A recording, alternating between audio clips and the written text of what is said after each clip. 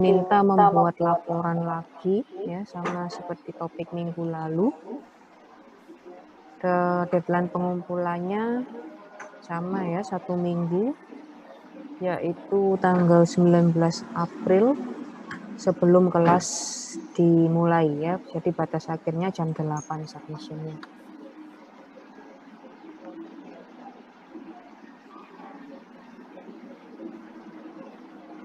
Oke. Ya, saya share topik hari ini. Bisa kelihatan PowerPoint-nya? Bisa, C. Bisa, C. Thank you. Bisa, C. Oke. Ya, jadi untuk topik hari ini ya dinamakan, lebih dikenal dengan nama metodenya Kirby-Bauer. Ya. Jadi teknik ini menggunakan suatu disk atau cakram ya yang terbuat dari kertas saring ya, yang akan diberi berbagai jenis antibiotik yang akan diuji. Ya, gunanya teknik ini ya terutama untuk menguji apakah suatu bakteri itu resisten terhadap suatu jenis antibiotik. Ya, karena meskipun namanya sama-sama antibiotik ya, karena antibiotik satu dan yang lain itu pasti berbeda, terutama dalam struktur molekulnya.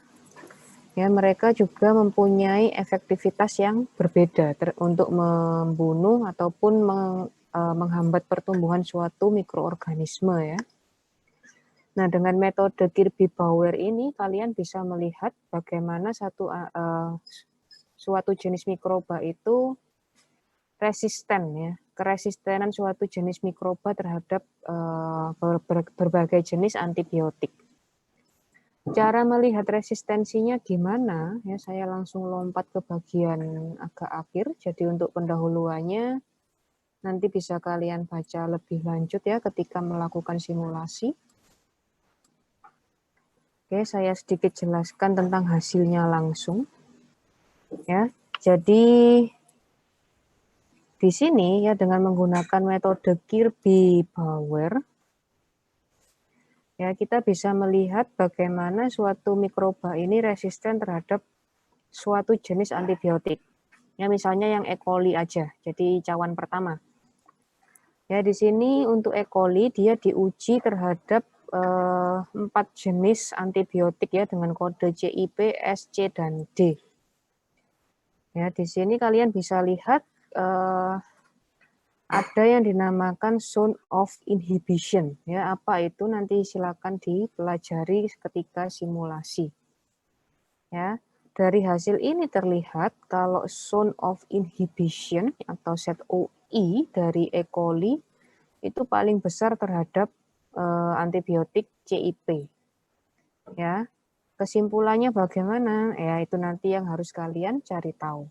Ya, nanti kita akan bahas lebih detail waktu diskusi. Ya, jadi untuk kelompok yang hari ini bertugas, silakan bertugas presentasi ya, silakan dicari tahu apakah ketika ZOI-nya besar itu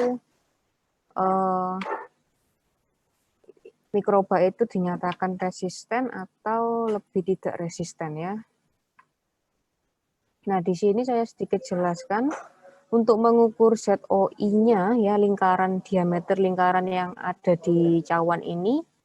Silakan kalian gunakan penggaris yang sudah disediakan di slide ya. Hati-hati jangan diubah ukuran skalanya ya.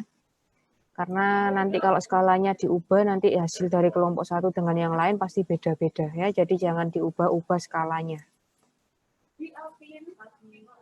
Oke, jadi tesnya cukup sederhana ya, tetapi tes ini juga banyak digunakan ya untuk terutama di bagian farmasi.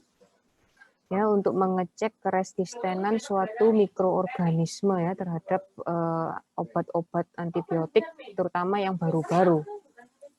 Ya, ini adalah salah satu metode pengecekannya. Apakah antibiotik ini efektif atau kurang efektif di sini. Oke. Ya, jadi seperti biasa, nanti waktu simulasi kalian tinggal mengikuti langkah-langkah yang sudah disediakan di virtual lab ya. Silakan dibaca dengan seksama ya, detailnya dibaca dulu, baru dilakukan praktikumnya sambil dipahami. Oke, nanti kelompok yang bertugas presentasi, ya saya harap bukan hanya mentranslate kata-kata yang ada di PowerPoint ya, tetapi juga bisa menjelaskan setiap step itu pentingnya untuk apa. Oke. Mungkin ada pertanyaan dulu sebelum saya stop sesi 1 supaya kalian bisa segera mulai simulasi virtual lab-nya.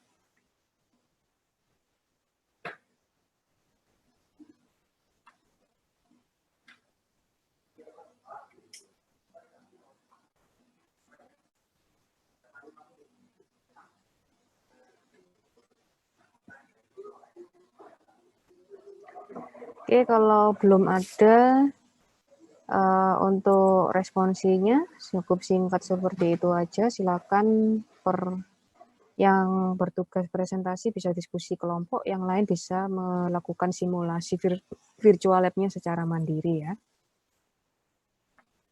Oke, sampai jumpa di sesi kedua ya sesi kedua itu jam berapa ya teman-teman?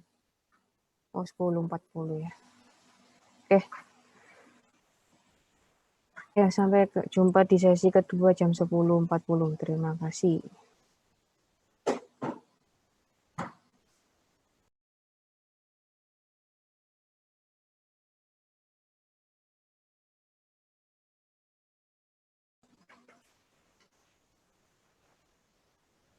Halo, bisa didengar ya tadi ya? Bisa, Oke. Cik. Ya, oke. Terima kasih, Cik.